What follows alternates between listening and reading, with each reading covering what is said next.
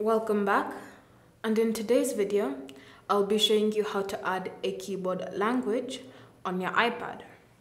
So the first step is to open settings, and in settings select general, then scroll through your options and choose keyboard.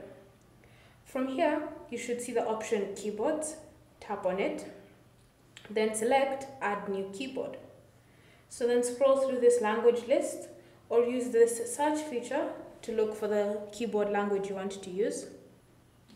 Then select the language and you should see it being added onto the list.